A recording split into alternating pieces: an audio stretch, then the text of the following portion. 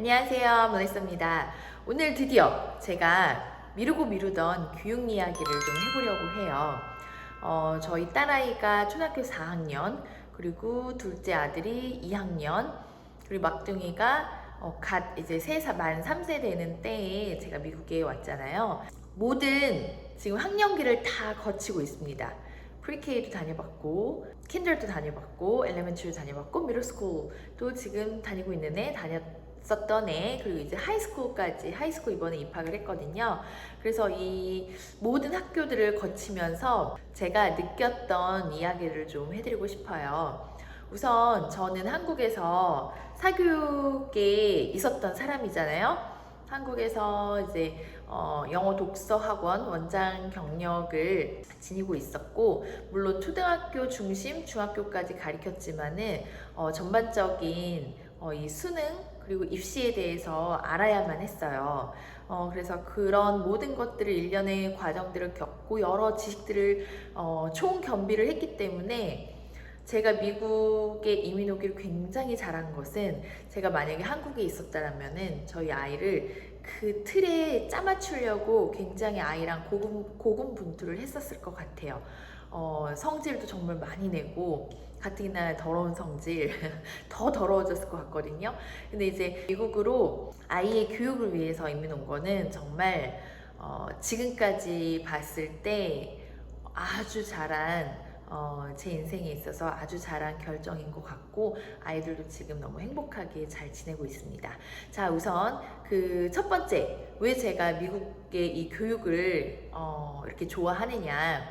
우리나라 같은 경우는 유치원 4살, 5살 때부터 아이들이 글쓰기도 하고 한글책도 읽고, 이런 굉장히 똑똑한 아이들 굉장히 많아요. 그쵸? 그리고 그렇게 많이 시키고 있고, 하물며 영어 유치원도 다니면서 영어까지 쓰기도 시키시고, 그리고 제가 영어 학원을 했었을 때 7살짜리 아이들이었는데 쓰기가 부족하다 그래서 쓰기 튜터를 붙이는 것도 봤습니다. 그런데 어렸을 때는 리터러시의 가장 그 베이직을 스트롱하게 만들어야 돼요. 근데 아직 스트롱하지 않은 아이들을 데리고 리딩하고 라이팅까지 같이 겸비하기란 정말 힘들어요. 그런데 이 미국에서 보니까는 저희 아이가 이게 막둥이가 프리케이를 다녔었을 때 거기는 약간 좀 아카데믹한 곳이었어요. 그래서 오전 9시에 가서 1시면 딱 끝나고, 점심도 제가 싸줘야 됐고, 그 먹고 1시 반인가? 그쯤이면 이제 집에 오는 그런 스케줄이었었는데, 맨날 노는 것 같았지만은 의외로 그때 파닉스를 정말 잘 떼었어요. 정말 파닉스를 너무 잘 배워왔고, 이 파닉스 같은 경우는 아이들이 그 음가 소리, 미국에서도 이 음가들을 잘 알도록 가르치거든요. 그래서 우리나라 사람들이 제일 헷갈리는 게 B하고 P, B, P 이 사운드로 굉장히 구분을 잘 못 짓고, F 발음도 있잖아요. F 발음 이런 거, 그리고 TH도 미국에서는 아이들도 어려워요. TH 발음, 그리고 R 발음도 굉장히 어렵고. 그러니까 저희 예시로 저희 막둥이 이름이 에릭인데, 이 유치원생 아이들이 R 발음이 안 되니까 에윅 이렇게 읽어요. 에릭이 안 되고. 그래서 그런 음가 잡는 법들, 그런 것들을 굉장히 상세하게 자주 놀이를 통해서 알려줍니다. 그래서 프리케이 좀 아카데믹하게 다닌다 하면은 이런 파닉스를 굉장히 잘 잡아주는 그런 학교, 그런 유치원들, 수학들도 기본 덧셈 뺄셈은 하고 갈 수 있는 그런 유치원들이 있어요. 그래서 좀 선행을 하고 싶다 그러면 이제 그런 데를 들어가셔서 자연스럽게 많이 놀면서 접하면 되게 좋을 것 같습니다. 그렇게 해서 공립학교에 있는 킨더를 들어갔어요. 거기서도 마찬가지로 프리케이 했던 것들을 그대로 그때부터 이제 시작을 하는 거. 공교육에서는 킨더부터 시작, 그리고 사교육은 프리케이부터 시작, 이렇게 보시면 됩니다. 그래서 학교에 들어가서 킨더에서도 기본 연산 그리고 기본 파닉스를 배우게 돼요. 그리고 이런 것들을 이제 잘 준비가 돼서 초등을 들어갑니다. 초등을 들어가면은 초등학교에서부터 사실 미국의 교육은 이렇게 좀 갈라지는 경향이 있더라고요. 좀 아이가 크리에이티브하고 뭔가를 잘한다 싶으면 학교에서 이미 그런 인재들을 육성을 해요. 되게 깜짝 놀랐죠. 근데 이게 또 되게 좋은 게 한국은 이런 인재들을 육성하기 위해서 어릴 때부터 사교육 기간에 보내잖아요. 영재 코스라던가 이런 코스들을 밟게 되는데 미국에서는 미국이 아니고 텍사스 교육인 것 같아요. 텍사스 이렇게 많이 그 캘리포니아에서 오시는 분들 얘기 들어보면은 텍사스 교육이 훨씬 좋다라고 얘기를 하거든요. 그 텍사스 교육이 좋은 이유는 또 세금에 우리가 내는 프로퍼티 텍스가 있잖아요. 프로퍼티 텍스 50%가 교육으로 들어갑니다. 그거는 이제 나중에 얘기를 하고 우선은 그 교육적으로 돈이 많이 들어가다 보니까는 타 주에 비해서는 그래도 좀 더 퀄리티 있는 선생님들, 열정 있는 선생님들 많이 있는 것 같고 초등학교 때부터 이제 그런 부분을 좀 짓게 돼요. 그래서 뭐 학교에서 하는 좀 똑똑한 애들, 좀 크리에이티브한 애들 테스트를 보라고 합니다. 그렇게 테스트를 봐서 합격이 되면은 이제 그쪽으로 쭉 나가게 되는 거고요. 평범한 이제 수업을 듣게 되는데 그 수업 내에서도 우리 애가 거기 들어가진 않았지만 수업 내에서도 우리 애가 다른 아이들은 덧셈 뺄셈 할 때 우리 애는 두 자릿수를 한다. 그러니까 한 자릿수 할 때 우리는 두 자릿수를 한다. 할 수 있다. 그럼 선생님이 또 거기에 맞춰서 과제를 줍니다. 그래서 그 교실 내에서도 아이들 해내는 역량에 따라서 주어지는 과제, 미션 이런 것들이 달라집니다. 그리고 초등은 무조건 놉니다. 무조건 놀아요. 우리나라는 제가 또 초등학교 초등학생 대상으로 영어도 가르치기도 해봐서 알지만은 아이들이 무조건 끝나면은 뭐 학교 바로 앞에 있는 태권도가 또 이제 뭐 어디 갔다가 수영 갔다가 하루가 엄청 길어요, 그쵸? 근데 미국은 딱 학교 7시 반에서부터 그러니까 저희는 이제 리엔더 ISD인데 7시 반에 학교를 가서 2시 45분에 끝나고 그 이후에는 놉니다. 무조건 놀아요. 근데 지금 이제 2학년이 됐어요. 2학년이 되니까는 선생님이 이제 하루에 20분씩 책을 읽으라고 며칠 전부터 노티스가 왔습니다. 그래서 초등은 무조건 책 읽기, 그리고 무조건 놀기, 라이팅은 나중에 합니다. 나중에 아이들의 이 리딩을 하고서도 컴프레hen션 이해력이 이제 생기고 그런 리딩을 구조할 수 있는 그 단계가 됐을 때 한 4학년 정도라고 보시면 되세요. 그래서 그 전에는 주어 동사 목적어 맞춰서 한 문장 쓰기 그리고 주인공이 누구였고 그 주인공이 그 이야기 중에서 가장 재밌었던 일, 내가 이 주인공이라면 뭘 할 것인지 보통 이 정도로 이제 라이팅을 하게 되고 한국처럼 막 한 바닥을 꽉 써야 된다던가 그렇거나 아니면 스펠링 시험을 봐서 스펠링을 못 봐서 스트레스 받는다던가 그런 게 전혀 없어요. 그거는 그 스펠링 같은 경우도 뭐 스펠링 비라고 해서 테스트도 하고 이제 그 컴피티션이 있기는 해요. 그런데 그렇다고 그걸 못한다고 해서 내 아이가 처지거나 그렇게 보는 시선은 없고요. 근데 이제 물론 초등 1학년 때부터 차곡차곡 해내서 중학교, 미국 여기 오스틴에서는 6학년이 중학교인데 그때쯤 갔을 때는 확연히 차이가 나기는 합니다. 그래서 무조건 놀기도 하지만은 책 읽기는 틈틈이, 책 읽기는 정말 틈틈이 해야 된다는 거 강조드립니다. 그래서 영어를 만약에 뭐 주재원분들이라던가 이민을 와가지고 아이가 영어를 못한다 그러면은 튜터 안 붙여도 돼요. 튜터 절대 붙이지 마시고 아이랑 같이 엄마 영어도 늘어야 되잖아요. 거기에는 리딩 레벨 낮은 아이들이 있는 영어 동화책이라던가 이런 것보다 더 좋은 건 없습니다. 그래서 아이랑 꼭 같이 하루에 뭐 20분이라던가 책 읽기, 소리내서 책 읽기 꼭 하도록 하세요. 네, 그래서 초등학교는 무조건 놀고 세상 걱정 없이 웃고 행복하기, 이게 가장 중요하고요. 그리고 성취감, 이 책을 한 권을 다 읽었다, 다 읽고서 엄마랑 뭐 선생님이랑 책 이야기를 해볼 수 있다 라든가 이제 그런 책 읽기 활동 그런 거에 이제 가장 포커스를 두시면 될 것 같고, 그래서 이 리터러시 능력은 가랑비에 옷 젖듯이 초등 때부터 조금씩 이뤄낼 수가 있습니다. 그래서 이제 중학교를 갑니다. 중학교를 가게 되면은 중학교 때부터는 수업이 그냥 우리 아이 6학년이니까는 6학년 때 할 수 있는 수업하고 또 6학년에서 어드밴스 클래스가 있어요. 이 어드밴스 클래스는 잉글리시도 있고 잉글리시 뭐 ELA라고 해가지고 리딩, 라이팅 하는 클래스가 있어요. 우리나라 국어 수업처럼. 그리고 수학, 뭐 과학, 소셜, 사회 이런 수업들이 다 있는데 여기 다 어드밴스가 있어요. 그래서 중학교 때부터 이 어드밴스를 하느냐 안 하느냐에 따라서 고등학교 가서 월등히 차이가 날 수가 있어요.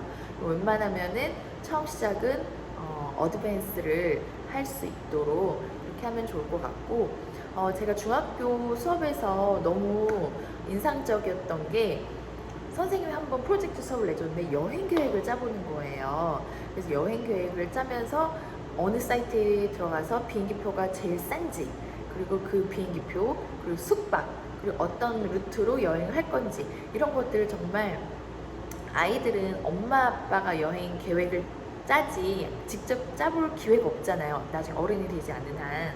그런데 이런 여행 계획을 짜보면서 예산을 맞춰보는 이제 그런 프로젝트들도 있었고 그리고 이제 월 생활비를 예측해보는 그런 프로젝트 수업들이 있었어요. 이제 월 생활비는 아이들이 엄마 아빠들 항상 돈이 없잖아요.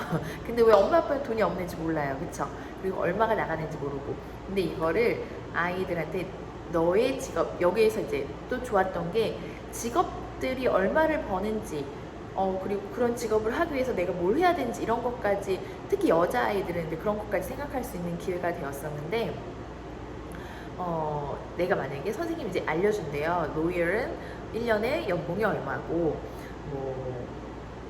또 뭐가 있을까요? 뭐 선생님이 연봉이 얼마고 이제 회사 다닌 사람 연봉이 얼마고 회사의 CEO는 연봉이 얼마고 서로 다른 급여 차이가 나는 것들을 알려주고 너는 지금 2베드룸 아파트에 살고 있는데 그 아파트는 월세가 얼마야 그리고 이제 아이들 각기 집에서 공과금이 얼마가 나오는지 가스, 전기, 수도, 물, 트래시 뭐 인터넷 이렇게 해가지고 유틸리티가 얼마가 나오는지 그리고 보험 있죠? 집보험 몰기지 그리고 이제 그 아이들의 집을 월 생활비를 예측할 때도 아파트에 사는 사람이 있고 그리고 이런 싱글 패밀리 하우스에 사는 사람들 있잖아요. 그래서 그 사람들 특히 이제 싱글 패밀리에 사는 사람들은 몰기지가 나가니까는 너네 집 몰기지가 얼마가 나오는지 그런 것도 확인을 하고 그래서 내가 어떠한 잡을 가졌을 때 이 생활비를 내가 얼마를 쓸 수 있게 되는지 식료품비는 얼마가 들지 이런 것들을 직접 아이들이 계산을 해보고 계획을 해보는 그런 프로젝트 수업들이 있었습니다. 그래서 그런 것들을 제 주변에서도 이러한 활동들을 하면서 정말 미국 교육의 이런 이 중등 교육에 있어서 너무 감동을 받은 거예요. 한국에서는 절대 해볼 수 없는 일이고 이런 거 생각하는 거 자체가 시간 낭비라고 생각하시는 분들도 이제 많았을 거예요. 저도 아마 제가 만약에 한국에서 아이들 계속 가르치고 했었으면은 쓸데없이 그런 거 왜 해? 막 이렇게 했을 수도 있을 것 같습니다. 근데 중학교까지는 아이들이 가장 흥미롭게 생각하는 게 뭘지 정말 내 진로를 찾기 위해서 여러 활동들, 여러 프로젝트 활동들도 해보고 그리고 학교에 있는 이제 선택 과목들이 있어요. 중학교는 한국의 대학교처럼 이동식 수업입니다. 그런데 거기 코어 과목, 아까 말씀드린 뭐 영어, 수학, 과학, 사회 이외에 이제 선택 과목들이 있어요. 선택 과목에서는 뭐 저희 아이 같은 경우는 이제 플루트를 하거든요. 그래서 밴드부에 플루트를 하고 있고 뭐 운동을 원하는 친구들은 그냥 러닝도 있고 뭐 미국에 왔으니까 난 풋볼을 하겠다 그럼 풋볼도 할 수가 있고 콰이어 합창단도 있고 연기도 하고 연극부 같이 연기도 하고 그래서 스텝이 될 수도 있고 또는 우리 아이는 이제 여자아이들은 중학교가 되면은 메이크업에 굉장히 관심이 많잖아요. 그래서 그런 연극부에 들어가서 메이크업부 이제 그런 활동들을 한다던가 그런 것도 할 수가 있고 치어리더, 뭐 댄스 이렇게 여러 가지 활동들이 있습니다. 그 외 스템 교육, 코딩을 배운다던가 컴퓨터 활용 능력을 배운다던가 그런 이제 활동들도 되게 많기 때문에 아이의 성향에 맞춰서 우리 아이와 함께 이야기를 하셔서 선택하시고 그리고 이제 시작을 하실 수가 있는데요. 이런 선택 과목들은 거의 보통 수업 6개월 정도로 이제 끝나요. 근데 밴드부나 운동 같은 경우 이런 것들은 1년 정도 이제 하기 때문에 여기에 장점이 6개월 하고 끝나고 1년 하고 끝나는 걸 봤을 때 아무래도 학생들 간에 더 친구랑 더 돈독해지고 사이좋고 이 친구 베스트 프렌드를 찾을 수 있는 기회가 1년짜리 이제 수업에서 찾을 수 있다는 거고, 여기 이것도 해보고 만약에 우리 애가 싫어한다 그러면은 그 다음 7학년 때도 바꿀 수 있어요. 그리고 8학년 같은 경우는 아무래도 6학년, 7학년 2년 정도 했던 아이들만큼 새로운 걸 뭔가를 했을 때 따라갈 수가 없어요. 그때는 이제 오디션을 보고서는 해야 되기 때문에 이게 좀 안 맞는다 싶으면 빨리빨리 갈아타시거나 아니면 부수적으로 악기를 좀 해놓고서는 다음 기회에 도전을 해본다던가 이런 식으로 해볼 수가 있을 것 같습니다. 그래서 중학교는 최대한 내 아이가 가장 흥미롭게 할 수 있는 거, 그런 것들을 수업 시간에 또는 여러 클럽 활동 그리고 여러 다양한 활동들에서 찾아볼 수가 있을 것 같습니다. 네, 이제 다음에 말씀드릴 거는 고등학생입니다. 한국 아이들 굉장히 스케줄 빡세요. 아침부터 학교 가서 학원 끝나고 오면 10시, 11시 그리고 또 숙제하고 이러면 12시 이렇게 되잖아요. 미국 아이들도 장난이 아닙니다. 우선 중학교 때도 이제 뭐 운동을 한다 그러면은 저희 아들 같은 경우는 학교가 지금 리엔들 ISD 미들스쿨은 9시 시작이에요. 근데 이 친구는 6시 45분까지 갑니다. 6시 45분까지 가서 열심히 2시간 운동하고 학교에서 브렉퍼스트도 먹고 샤워도 다 하고 그리고 2교시부터 이제 수업을 들어가는 그런 스케줄이고, 그래서 4시 반에 끝나요. 근데 다른 서클 활동하는 친구들 같은 경우는 9시에 가서 4시 반에 끝나면 여러 가지 활동 후에 뭐 6시가 된다던가 이렇게 해서 중학교 활동은 그렇게 되고, 이제 고등학생은 지금 저희 딸 같은 경우는 밴드부를 중학교에서 6, 7, 8, 3년을 했고 9학년 올라가면서 플룻, 그 마칭 밴드 들어가서 하기 시작을 했는데, 리엔들 ISD 하이스쿨은 8시 15분에 학교가 시작이 됩니다. 그래서 이 친구는 8시까지 가는데 거기서도 드럼하는 친구들은 6시 45분까지 가는 거 같았어요. 치어리더 아이들도 6시 45분 이 정도 가는 것 같고, 그래서 오전에 연습을 하고, 우리 보통 밴드부는 8시에 가서 학교가 이제 3시 반인가 그때 끝나요. 그때부터 6시 반까지 무려 3시간을 다 하진 않겠죠. 근데 학교에 더 있어야 되는 시간이 3시간.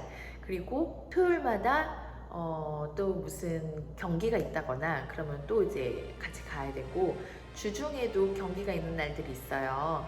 어저께 같은 경우는 홈커밍이라고 해가지고, 홈커밍 이제 그 풋볼 경기가 있어서 거기를 가서 해프타임에 밴드부가 들어가거든요. 그리고 거기서도 계속 응원을 해야 되고, 그래서 어저께 집에 들어오는 시간이 1시 정도 됐던 것 같아요. 오늘 아침에는, 오늘이 지금 토요일인데 토요일날 지금 저희 막둥이도 풋볼을 시작을 해서 7시 반에, 오전 7시 반에 풋볼을 하고 왔어요. 거기서 이제 어떤 학부모를 만났는데 그분 말씀으로는 그 집 아들이, 저희 아이는 9학년, 그 집 아이 10학년이거든요. 근데 그 아들이 어저께 오전 6시 45분에 학교를 가서 새벽 1시에 왔다는 거예요. 그리고 이제 엄마 잠도 못 자고 나와가지고 또 이제 그 집도 이제 막둥이 이 풋볼 하러 오고 그래서 엄마들이 잠을 못 잡니다. 잠을 못 자고 이렇게 저처럼 아이들이 이렇게 3명, 4명 있는 집들도 있어요. 그러면은 이제 라이드 하느라고 오후 시간은 정말 너무 바빠요. 학교 급식이 저희 아이들도 그렇고 그렇게 막 썩 좋아하는 편은 아니에요. 그래서 아침에 일어나서 이제 도시락도 싸고 그러다 보면은 엄마의 시간은 5시부터 아이 올 때까지 막 새벽 1시 이렇게 되는 거죠. 근데 어쨌든 간에 이거는 이제 엄마의 좀 고충이 있기도 하지만은, 그래도 이렇게 제가 가장 좋은 거는 이렇게 와서 편안하게, 그리고 몸 튼튼, 마음 튼튼 할 수 있는 그런 운동, 뭐 악기라던가 이런 예체능 활동도 하면서, 그리고 고등학교 때도 그렇고 중학교 때도 그렇고 밴드 분할 운동을 하면서 성적이 떨어지면은 거길 나와야 돼요. 그래서 아이가 책임감을 갖고 성적 관리도 하고 예체능도 이제 해 나가야 되는 그런 것들도 있고요. 가장 좋은 게 한국은 입시의 그 틀을 엄마와 선생님이 만듭니다. 그렇죠? 그리고 거기에 맞춰서 아이들을 끼워 넣는 방식인데 여기는 물론 제가 모르는 것도 있지만은 여기는 아이들이 주도적으로 내 갈 길을 갑니다. 그래서 굉장히 소극적인 아이들도 내가 선생님한테 얘기를 안 하면은 나하고 쟤하고 내가 봤을 때는 별로 차이가 안 나는 것 같은데 제가 조금 더 앞질러 가고 있다. 그럼 선생님한테 얘기를 해요. 나 오늘 시험 못 봤으니까 한 번 더 보게 해달라던가 그런 식으로 해서 조금 더 어필을 하면서 더 잘 해 나갈 수 있는 그런 기회들도 많이 있고 내가 부당하다고 느낀 거에 대해서 선생님한테 꼭 이야기를 해야 돼요. 그래야지 내가 원하는 방향대로 갈 수가 있는 기회들이 생기고 대학을 가는 데 있어서도 여러 가지 기회들이 많이 있어요. 공부를 못한다고 해서 뭐 미국 교육은 발런티어도 해야 되고 뭐 프로젝트도 있어야 되고 한다고 하는데 이걸 다 할 수 있을까요? 뭐 우리는 이게 없는데 가능할까? 우리는 밴드를 안 했는데 가능할까요? 뭐 이러한 엄마들의 고민들이 굉장히 많아요. 근데 저도 이제 아직은 입시를 하지 않았기 때문에 근데 주변에 보면은 그런 거 하지 않았어도 학교 잘 가는 친구들도 많이 있거든요. 그래서 그런 거 보면은 분명히 우리 아이에게 맞는 길을 찾을 수 있을 거라 확신을 하고 그리고 아이가 자기만의 길을 만들어 나가는 게 너무 보기 좋아요. 그래서 아이가 스스로 생각하고 스스로 기회를 만들고 그래서 본인의 갈 길을 개척해 나가는 그 개척 정신 할 수 없을 것 같고 되게 나약하고 어릴 것 같은 아이들이 해낸다는 이것이야말로 정말 감동의 교육이 아닌가 생각이 됩니다. 미국으로 이민 오실 분들 그리고 어스틴으로 이민 오실 분들 제 영상이 도움이 되셨다면 구독과 좋아요 부탁드리고 감사합니다.